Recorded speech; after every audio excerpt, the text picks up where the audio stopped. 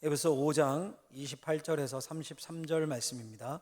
이와 같이 남편들도 자기 아내 사랑하기를 자기 자신과 같이 할지니 자기 아내를 사랑하는 자는 자기를 사랑하는 것이라. 누구든지 언제나 자기 육체를 미워하지 않고 오직 양육하여 보호하기를 그리스도께서 교회에게 함께. 우리는 그 몸의 지체임이라. 그러므로 사람이 부모를 떠나 그의 아내와 합하여 그 둘이 한 육체가 될지니. 이 비밀이 크도다. 나는 그리스도와 교회에 대하여 말하노라. 그러나 너희도 각각 자기의 아내 사랑하기를 자신같이 하고 아내도 자기 남편을 존경하라. 아멘. 기도하겠습니다. 하나님 아버지 감사합니다. 아버지 앞에, 하나님의 말씀 앞에 세워주신 감사합니다. 이 말씀이 생명이 되고 깨달음이 되고 또 진리의 말씀이 우리의 삶을 바꾸는 역사가 있게 하여 주옵소서. 성령께서 역사하실 것을 믿으며 예수님의 이름으로 기도하옵나이다. 아멘. 여러분, 본당이 스크린이 나오질 않아서 제가 주보에 쉴만한 물가에 오늘 설교의 내용과 대지 그리고 성경 구절을 쭉 이렇게 오늘 읽을 성경 구절들을 다 메모를 해놨으니까 옆에다 주보를 펴놓으시고 혹시 또 성경을 안 가져오고 이런 분도 있을 수 있으시니까 펴놓으시고 말씀을 같이 들으시면 되겠습니다. 오늘 제가 부부관계라는 제목으로 하나님의 말씀을 선포하고자 합니다. 크리스 록이라는 사람이 있습니다. 미국 영화배우이자 코미디언인데요. 왜 코미디 장르 중에 스탠드업 코미디라는 장르를 아십니까? 이렇게 서서 말로 웃기는 거 있잖아요. 막 몸으로 웃기는 게 아니라 말로 웃기는 그 대가인데 결혼에 대해서 이런 조크를 했습니다. 결혼은 진짜 어려운 거야. 결혼이 얼마나 어려운 거냐 하면 넬슨 만델라도 이혼했지. 넬슨 만델라는 27년간 남아공 감옥에 갇혀 있었어. 27년간 매일같이 당하는 고문과 매질도 참아냈고 40도가 넘는 남아공 사막에서 강제 노동도 견뎌냈어. 그 지옥 같은 27년을 참아내고 감옥에서 나와 부인하고 6개월 살다가 이혼했다고. 결혼 어려워요. 어렵죠, 결혼 생활. 2021년 통계에 따르면 우리나라 부부 약 38%가 불륜을 경험한다고 합니다. 10명 중 4명입니다. 굉장히 많은 거죠. 요즘 큰 사회의 문제가 저출산이죠. 2023년 0.72명이었습니다. 출산율이 한 명이 채 안 됩니다. 이대로 가면 대한민국의 소멸이 얼마 남지 않았다. 여기저기서 경고의 소리들이 납니다. 자, 근데 왜 저출산이 문제가 됩니까? 결국 결혼의 문제잖아요. 결혼을 안 하려고 하고 가정도 별로 중요하지 않게 여기고 혼자 사는 게 편하고 완전 생각이 바뀌었습니다. 가치관이 바뀌었고 그에 따라 사회 구조가 변했습니다. 그러면 여러분, 우리 크리스천들도 그리스도인들도 맞다, 세상에 그런 건데 뭐 수긍하며 따라가는 게 맞습니까? 아니죠, 여러분. 우리의 기준은 성경이에요. 성경이고 하나님의 말씀입니다. 그리고 저는 그나마 크리스천들 때문에 이 나라에 소망이 있다고 생각합니다. 그래도 기독교인들이 가정을 소중하게 여기죠. 소중하게 여기고 자녀들도 2명, 3명 낳는 경우가 많습니다. 교회 성도님들이. 우리 교회만 해도 그렇고요. 창세기 1장에 보면 천지창조의 기사가 나옵니다. 거기 후렴처럼 나오는 말씀이 있는데 보시기에 심히 좋았더라. 네, 보시기에 심히 좋았더라. 빛이 보시기에 심히 좋았다. 땅과 바다가 보기에 좋았다. 땅에 나는 채소와 이런 과일들이 보기 좋았다. 해, 달, 별, 광명체들이 보기 좋았다. 바다의 물고기와 하늘의 새와 땅의 가축과 짐승이 보기 좋았다. 그리고 마지막에 심히 좋았다. 자, 여러분, 도대체 하나님 뭐가 좋으셨을까요? 뭐가? 뭐 때문에 감탄하신 걸까요? 하나님이 천지를 창조하실 때 세상에 존재하는 모든 게 하나님이 창조하신 의도대로 원래의 제자리에 있었습니다. 다 제자리에 있으면서 서로 사이좋게 자기의 역할을 했습니다. 그 상태를 가리켜서 좋다 하신 거예요. 좋다. 그래서 요즘 말로 표현하면 웰빙입니다. 웰빙. 잘 있는 것. 웰빙. 이게 좋은 겁니다. 그러니까 창조주 하나님의 의도대로 있을 때 이 세상의 모든 관계와 사이가 좋고 이 세상이 거기서부터 번성하고 충만하게 됩니다. 그게 이루어질 때. 그때 뭐가 이루어지냐면 샬롬이 이루어져요. 평강이 이루어지는 겁니다. 하나님의 창조 질서에 따르면 부부관계가 인류 최초의 관계입니다. 그 관계가 웰빙이 될 때 이 사회에 문제가 없어집니다. 그 관계가 깨지기 시작하면, 뒤틀어지기 시작하니 문제가 많이 생겨요. 저출산에 인구 소멸에 예전에 없었던 많은 문제가 생기죠. 여러분, 오늘은 하나님이 부여하신 최초의 인간관계인 부부관계에 대한 성경의 가르침을 생각해 보고자 합니다. 왜 자꾸 이렇게 목사님이 가정에 관한 말씀만 하실까 불편하신 분도 있을 수 있는데, 솔직히 저도 가정의 형태가 요즘 너무 다양하니까 이 부분은 그냥 한 번에 묶어서 설교할까 이런 생각도 했었는데, 근데 묵상하다가 생각이 바뀌었습니다. 성경은 변하지 않는 하나님의 말씀입니다. 내가 불편하고 내게 적용이 안 된다고 생각하시면 안 됩니다. 절대. 이 말씀은 부부에게만 해당되는 게 아닙니다. 미혼인 청년들에게도 앞으로 결혼을 꿈꾸고 있을 테니 마음에 새겨야 되고, 또 생각지도 않게 돌싱이라든가 이혼 가정이라든가 혹은 노년에 먼저 배우자가 하늘나라에 가서 홀로 계신 분도 있을 수 있고, 그러나 모든 분들에게 성경이 말하는 관계의 기본인 부부 가정에 대해 알아야 자녀들을 위해 바르게 기도할 수 있고, 가정을 바로 세워갈 수 있고, 가정이 어떤 건지를 알 수 있습니다. 목표가 뭔지. 오늘 본문을 통해 3가지를 볼 수 있는데, 3가지를 마음에 잘 새기셔야 합니다. 첫 번째는 같이 읽어보도록 하죠. 우리 같이 읽어보겠습니다. 부부관계는 치명적인 자기 중심성을 극복하기 위해 주신 축복이다. 치명적인 자기 중심성, 이게 핵심 단어인데 이 무슨 말일까요, 여러분? 좀 설명이 필요해요. 부부관계가 치명적인 자기 중심성을 극복하기 위해 주신 축복이다? 여러분, 타락 이후에 인간의 가장 심각한 문제는 뭐냐면 자기의 자기 중심성입니다. 제가 죄를 말할 때 늘 하는 말이 있죠. 죄의 핵심은 자기의 자기 중심성이다. 하나님을 인정하지 않고 내가 왕이 돼서 내 인생 내가 알아서 하는 게 죄의 핵심이다. 내 인생 내가 알아서 하니까 누가 필요 없어요? 하나님이 필요가 없어요. 하나님을 인정 안 해요. 이게 죄의 핵심입니다. 자, 그러니 예수님을 믿는다는 건 뭡니까? 자기 중심성에서 예수님 중심으로 중심축을 옮기는 겁니다. 내 인생에 내가 왕이 아니라 주님이 내 인생의 왕이 되는 거예요. 이게 예수 믿는 거예요. 예수 믿는 거. 우리 죄악된 인간은 생각하고 말하는 행동 모든 게 자기 자신을 위한 겁니다. 말 그대로 나만 아니면 된다. 다 나를 위한 거예요. 자, 그런데 여러분, 놀랍게도 사도 바울이 이 부부의 관계성을 말하면서 그 죄의 핵심인 치명적인 자기의 그 자기 중심성을 극복하는 올바른 자기 사랑, 올바른 자기에 대해서 그 방법을 소개를 합니다. 그게 28절 말씀인데 같이 가서 한번 읽어볼까요? 28절을 같이 읽겠습니다. 이와 같이 남편들도 자기 아내 사랑하기를 자기 자신과 같이 할지니 자기 아내를 사랑하는 자는 자기를 사랑하는 것이라. 아멘. 여러분, 굉장히 놀라운 말씀입니다. 이게 남편은 자기 아내를 누구처럼 사랑하라고요? 자기처럼 사랑해야 된다고.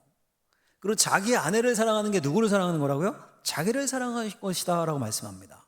어려운 말로 하면 부부가 하나고 하나이기 때문에 존재에 간격이 없다는 거예요. 둘이면 존재에 간격이 있는데 하나는 하나니까 존재에 간격이 없다는 겁니다. 근데 이게 여러분 언어를 사용하는 데서도 드러납니다. 서로 자기야 이렇게 호칭을 쓰는 부부들이죠. 자기야. 자기가 이게 한자거든요. 한자. 스스로 자 몸기. 그러니까 자신의 몸. 본인 스스로. 이런 뜻이에요. 근데 그걸 상대방에게 불러요. 부부가. 서로 자기야 라고 부릅니다. 그러니까 존재의 간격이 없는 하나라는 거예요. 그러니까 부부는 너와 나의 관계가 아니라 나와 나의 관계입니다. 촌수를 따져도 부모와 자식 몇 촌입니까? 1촌이잖아요.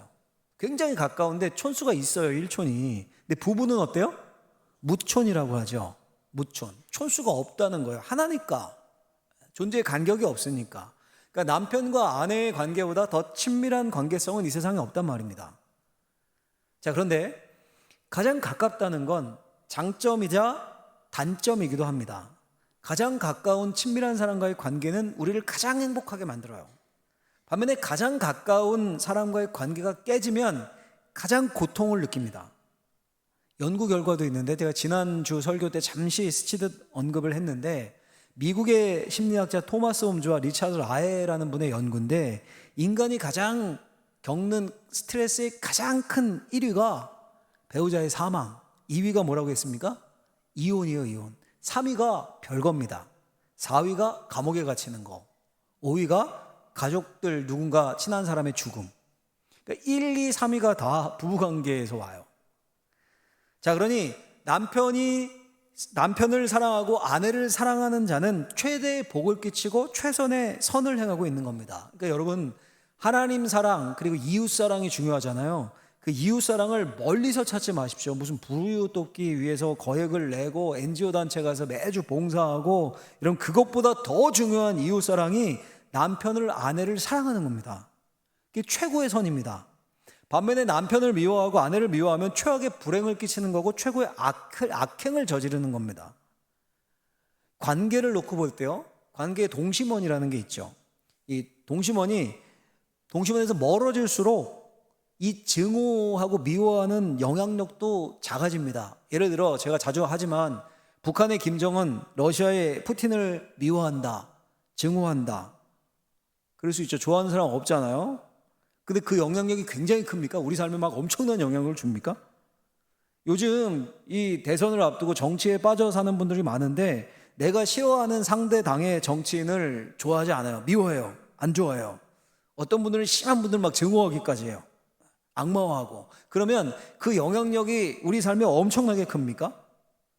그 사람들은 동심원에 아주 멀리 있는 사람들이에요. 아니 어쩌면 동심원 밖에 있는 사람들입니다. 반면에 누군가 우리 구역 식구, 성도를 미워한다. 영향이 굉장히 큽니다. 왜 그렇습니까? 매주 만나니까요. 더 나아가 자녀를 미워하고 학대한다. 이거 뭐 말할 수도 없죠. 근데 무촌인 가장 가까운 관계인 부부가 서로 미워한다, 증오한다, 말도 안 하고 집에 한 공간에 있으면서도 카톡으로 대화해요. 그 삶이 피폐해지고 만사가 꼬이는 건 이거 뭐 말할 것도 없습니다. 가장 큰 해악이고 가장 큰 불행입니다. 하나님의 관점에서 한번 생각해 보자고요, 여러분. 뭐라고 말씀하셨냐면 주님이 한 영혼이 천하보다 귀하다라고 하셨어요. 한 영혼. 그래서 우리가 맨날 영혼 전도한다고 이런 양 찾다고 막 이러지 않습니까? 근데 그 한 영혼이 우리 집에도 있는 거예요. 집에도. 부부가 서로 미워하고 증오해서 상대방의 영혼을 죽입니다. 그건 한 영혼 아닙니까, 여러분? 그러면 아무리 다른 이웃을 사랑한다고 해도 가장 가까운 한 영혼을 죽인다면 하나님이 안타까워하지 않으시겠습니까? 성경은 분명하게 말합니다. 진정으로 자기를 사랑하는 자, 진짜 자기 애는 자기를 사랑하는 게 아니라 아내를 사랑의 대상으로 여기는 겁니다. 아내는 남편이 사랑해야 할 1순위고 남편은 아내가 순종해야 할 1순위입니다. 그렇게 서로 피차 복종하라. 그리스도 예수 안에서 서로 피차 존중해야 될 관계의 가장 밑바탕에 남편과 아내가 깔려 있는 겁니다. 그래서 29절 30절 말씀을 보시면 우리 같이 한번 읽어볼까요? 29절 30절 같이 한번 읽어보죠. 누구든지 언제나 자기 육체를 미워하지 않고 오직 양육하여 보호하기를 그리스도께서 교회에게 함과 같이 하나니 우리는 그 몸의 지체임이라. 아멘. 여러분 정상적인 사람이라면 손가락에 가시 하나 박혀도 막 아파하잖아요. 그렇죠. 자기 육체를 학대하고 일부러 막 자기 몸 괴롭게 한다고 그냥 생으로 굶고 그런 사람 없죠. 오히려 자기 몸 건강을 위해서 운동하고 영양제 챙기고 밥 안 먹는 것도 왜 안 먹는 거예요? 몸 건강 위해서 다이어트 한다고 안 먹고 이런 거잖아요. 오늘 본문 보시면 누구든지 언제나 자기 육체를 미워하지 않고 오직 양육하고 보호하기를, 이 말씀이 그 뜻입니다. 어느 정도까지 하냐 하면 심지어 예수님이 교회를 사랑함과 같이 합니다.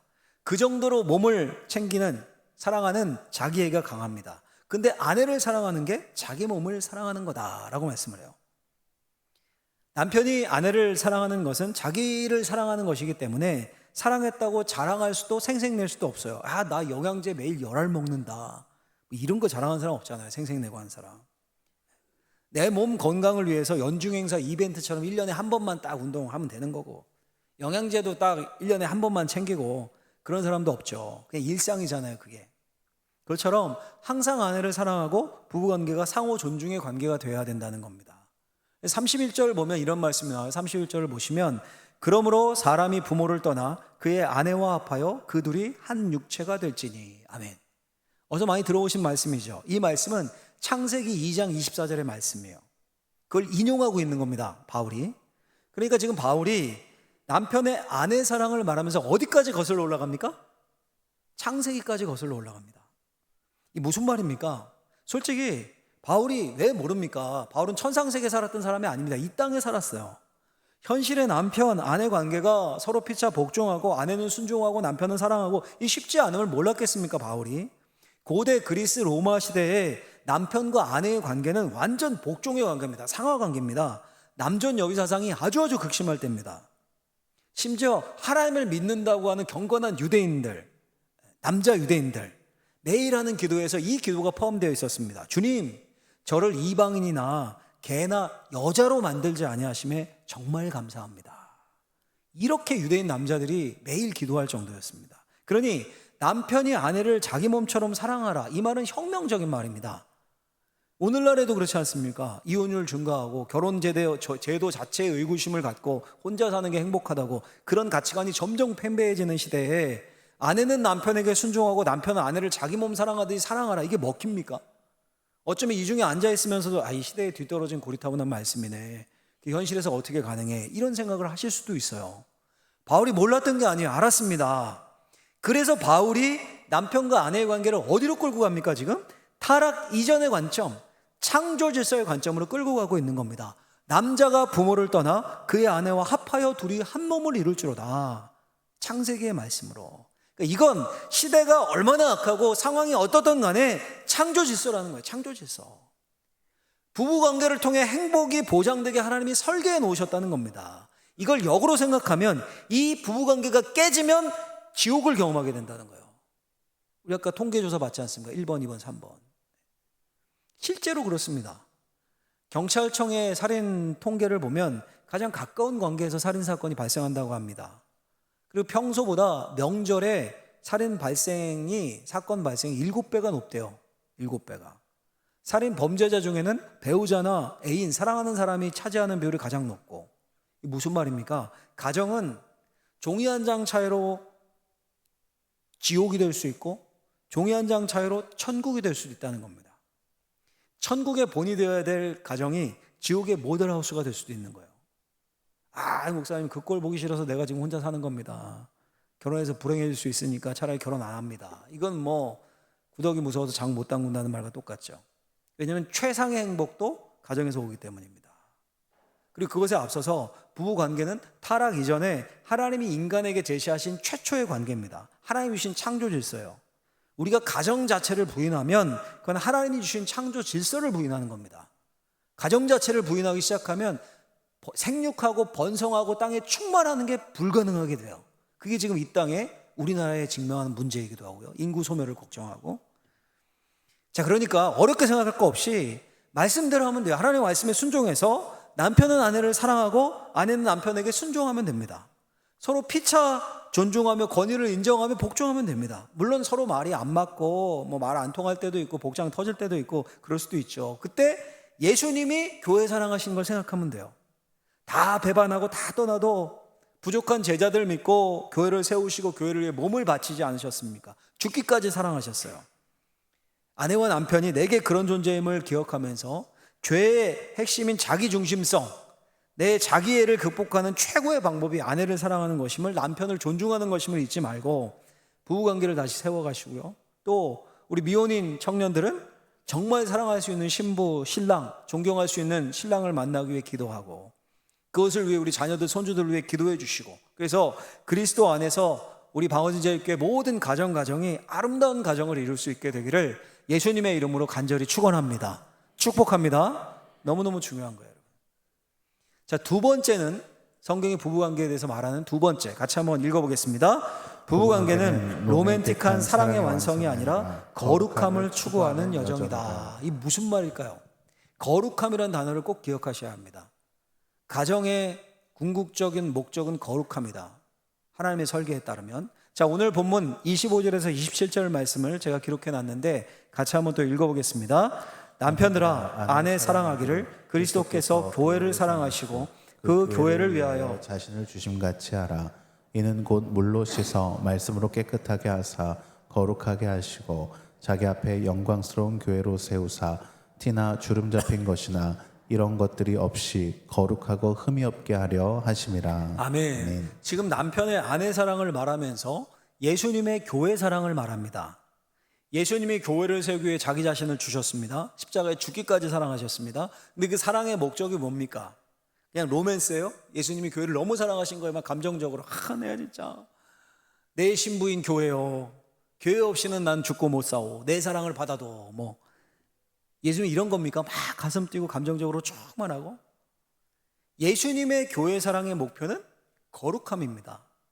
그래서 거룩하게 하시고 거룩하고 흠이 없게 하심이라, 이런 단어가 나오죠.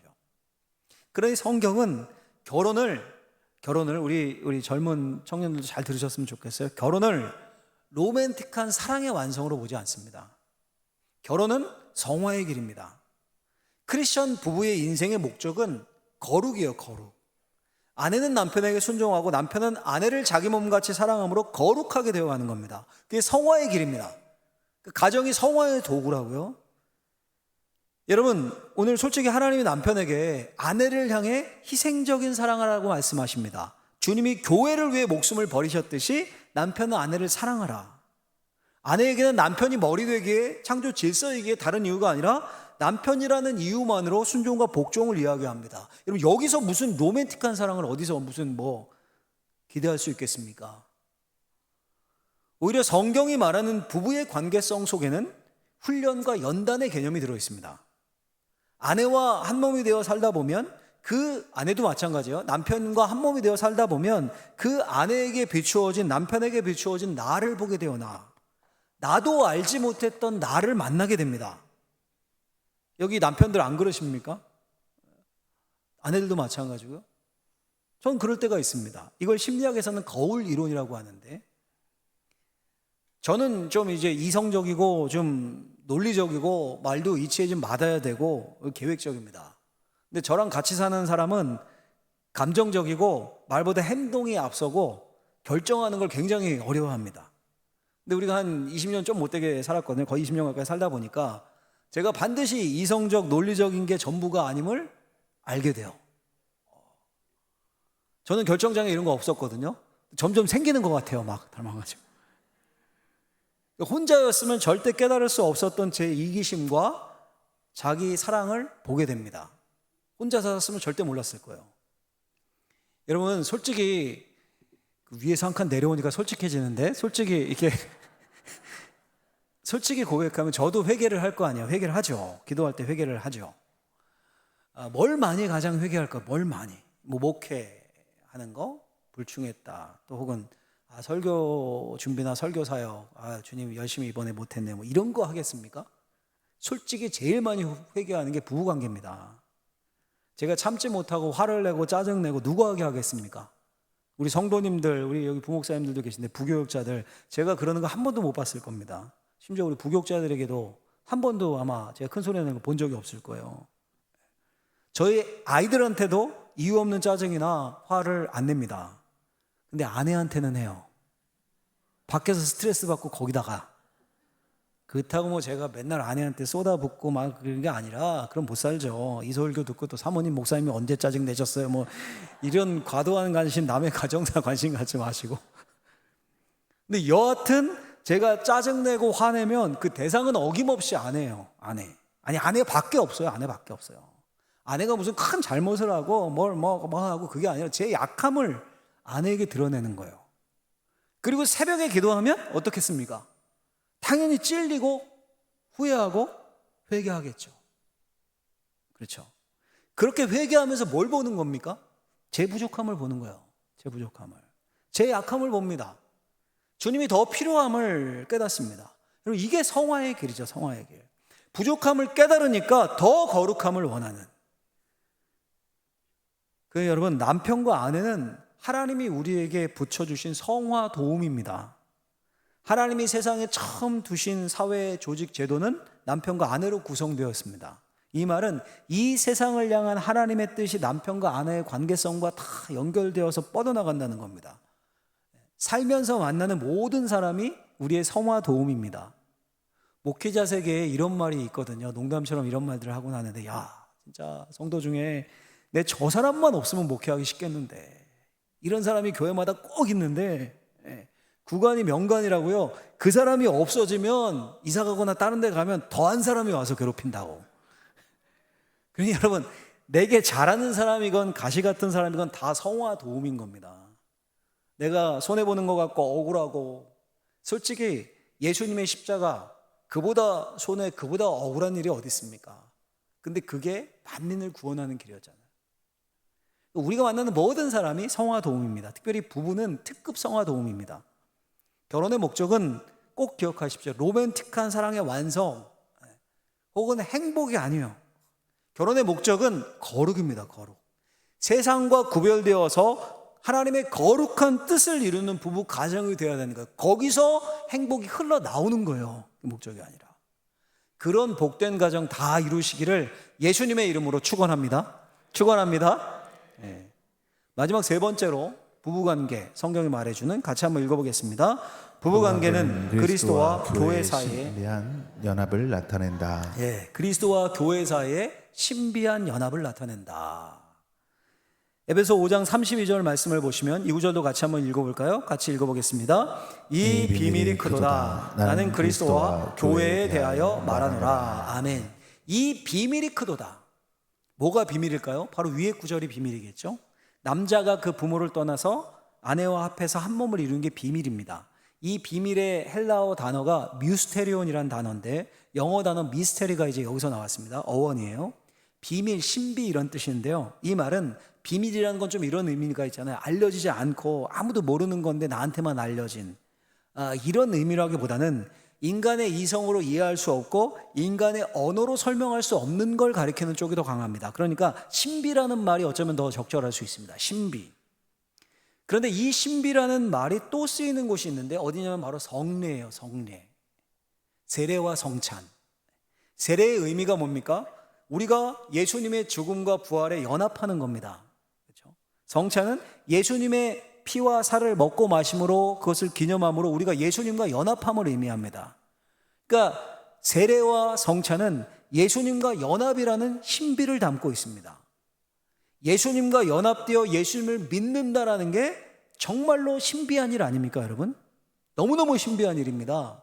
제가 자주 말씀드렸지만 우리나라 사람 아니잖아요, 예수님.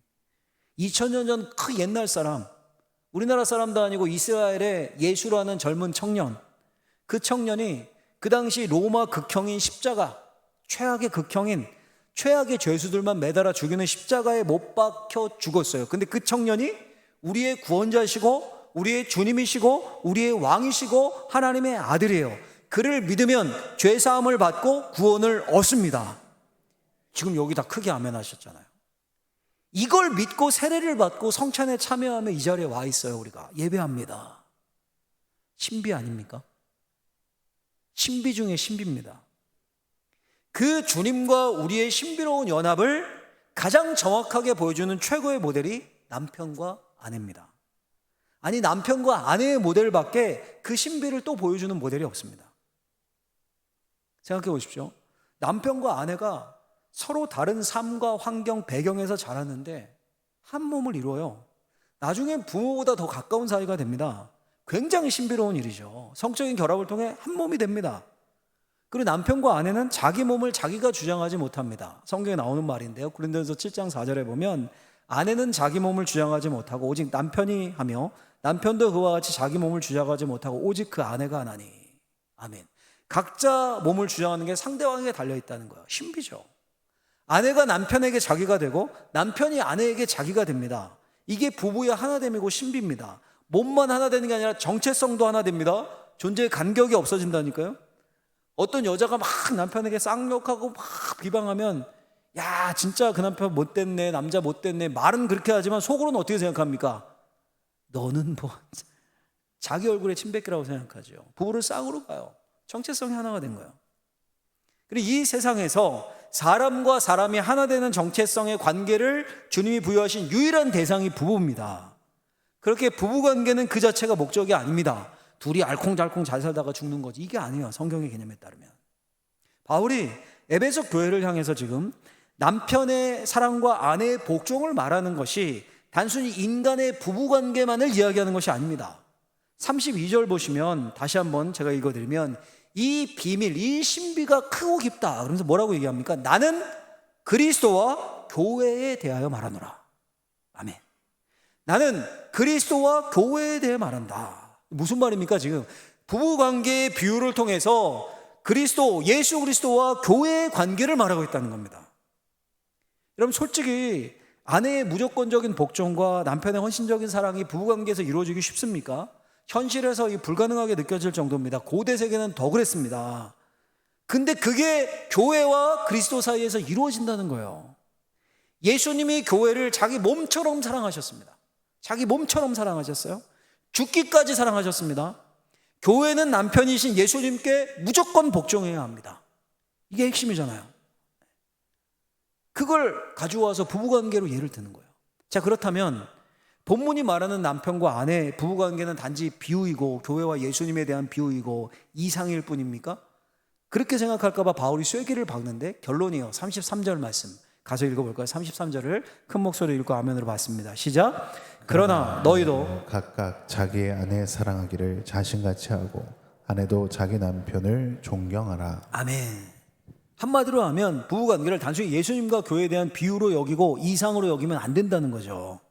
실제로 아내는 남편에게 순종하고 남편은 아내를 자기 몸 사랑하듯이 사랑해야 한다는 겁니다. 그래야 거룩한 삶을 향해 나갈 수 있습니다. 예수님을 닮아갈 수 있습니다. 또 그런 부부관계를 통해서 교회와 그리스도의 관계성을 이 세상에 보여줄 수 있다는 거예요. 아, 예수 믿는 사람은 다르구나. 아, 예수 믿는 가정은 다르구나. 아, 예수 믿는 가정에서 자란 자녀들은 다르구나. 아, 예수 믿는 부부는 다르구나. 가정이 전도지가 되는 거예요. 그런 경우 굉장히 많습니다. 이곳에 있는 모든 사랑하는 우리 방언제일교회 성도님들의 가정이 전도지가 되기를 예수님의 이름으로 간절히 축원합니다. 축원합니다. 말씀을 이제 결론 정리를 하겠습니다. 그 한 달 전쯤인데 한 달 전쯤에 올해 이제 봄 대신방을 마무리하면서 이제 제가 어르신 그 성도 두 가정을 하루에 이렇게 신방을 한 적이 있습니다. 70대 후반의 여자 성도님이셨는데 물어보니까 이제 교회 오신 지 한 2년, 2년쯤, 2, 3년 정도 되셨다고 하시더라고요. 이렇게 얘기 듣고 어떤 분이냐 이렇게 묻고 했을 때 이제 가자마자 몇 년 교회 되셨습니까? 2년 이렇게 됐습니다. 2년, 3년. 그리고 앉자마자 그런 경우 제가 묻는 경우가 많아요. 앉자마자 물었습니다. 예수님 믿으십니까? 예수님 믿으십니까? 근데 1초의 망설임도 없이 대답을 하시더라고요. 네, 믿어요. 네. 그 소리 듣는데 너무너무 감사한 거죠, 저는. 그래서 물었어요. 어떻게 교회에 오시게 되셨냐고 물으니까 자신은 원래 불자였대요. 불교 신자. 근데 남편이 몇 년 전에 먼저 교회를 나갔다는 거예요. 근데 남편이 교회를 가더니만 그냥 간 게 아니라 예수를 믿고 그렇게 자기한테 교회를 가라고 그러는 거예요. 교회를 가자고. 근데 안 가신 거예요, 이분이. 불교도였으니까 계속해서. 왜 우리 교회에서 새가족 수료하면 이렇게 십자가 목걸이 걸어주지 않습니까? 십자가 목걸이 걸어주는데 그 남편이 이제 나중에 병이 걸리신 거예요. 투병을 하는데 그 십자가 목걸이를 하도 만져가지고 끈이 너덜너덜해져가지고 그 끈을 다시 바꾸고 그러면서도 그렇게 아프면서 교회 가라고, 당신 교회 가야 된다고, 예수 믿어야 된다고. 그 남편이 먼저 하늘나라로 가신 거예요. 그 다음부터 교회 오게 되셨다는 거예요. 그리고 2년 만에 예수를 믿게 되고 제가 너무 감사했죠. 신방을 갔다가 큰 위로와 오히려 제가 도전이 됐습니다. 설교를 준비하다가 그 남편 할아버지가 생각이 났어요. 저도 얼굴을 기억하거든요. 어떤 분이신지.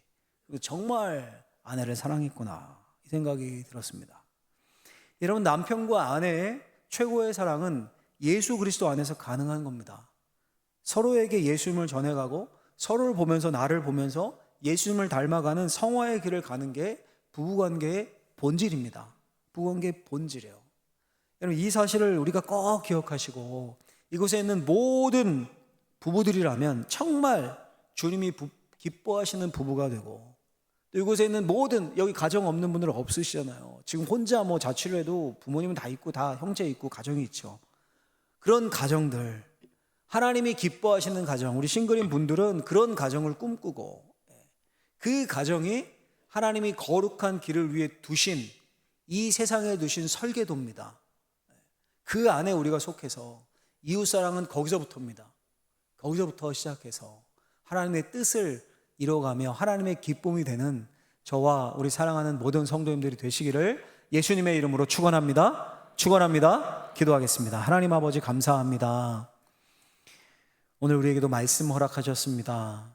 성경이 말하는 귀한 가정에 대한 말씀, 부부에 관한 말씀, 내 말씀으로 받고 순종해서 하나님의 뜻을 이루어드리는 거룩한 인생 될 수 있는 우리 모두가 되게 하여 주옵소서. 예수님의 이름으로 기도하옵나이다. 아멘.